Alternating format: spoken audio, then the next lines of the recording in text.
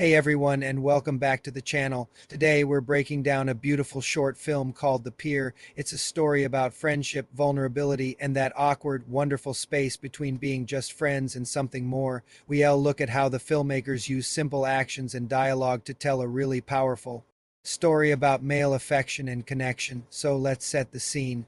The film opens with these gorgeous, peaceful shots of a fishing pier. You can almost feel the late afternoon sun and hear the waves. This calm, almost meditative atmosphere is super important. It creates a safe, quiet space for our two main characters, Stu and Vaughn, just be themselves, away from the noise of their everyday lives. We see them walking, their hands brushing. And then finally, they hold hands. It's a little awkward, but also really comfortable. This hand holding moment is the first big step. Vaughn immediately jokes about what their friends would say, which is such a real and relatable fear. Societal pressure, especially for men, can make showing affection feel risky, but Stu's response is perfect. He just shrugs it off with a goofy joke, or just two dudes appreciating some quality pair time. This line does two things. It diffuses the tension with humor, which is Stu's personality, but it also signals that he doesn't care about judgment. He's choosing this moment with Vaughn over what anyone else might think. As they look out over the water, the conversation gets a bit deeper. Vaughn points out the weirdness of their situation holding hands on a pier surrounded by the smell of fish guts.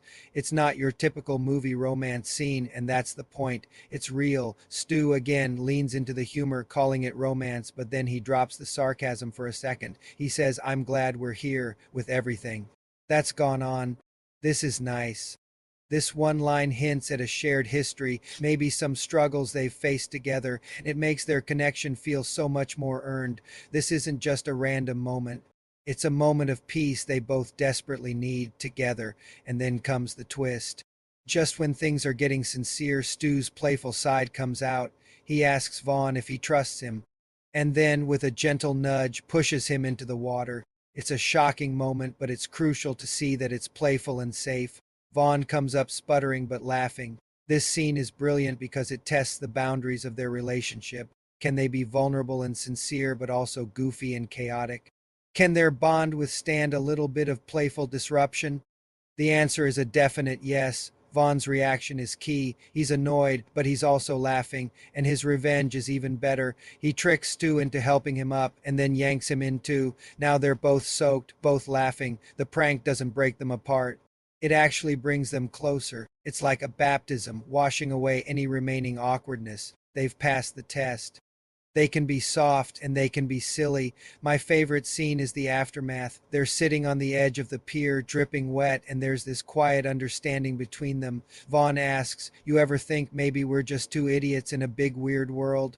And Stu's reply is the heart of the whole film. Absolutely, but we're idiots together. It's an acceptance of who they are. They're not trying to be anything other than themselves, and they've found someone who gets it. The fist bump seals it. They're a team. As they walk off into the sunset, soaked and still holding hands, they're already planning their next move. Tacos. The final lines about Stu not promising not to push Vaughn into the salsa are perfect. It shows that their dynamic hasn't changed. They'll still be sarcastic and playful, but now there's this new layer of intimacy and acceptance underneath it all. They're not just friends. They're partners in crime, navigating this big, weird world together. It's a simple, funny, and incredibly touching story. What did you think of the ending? Let me know in the comments below. Thanks for watching, and I'll see you in the next one.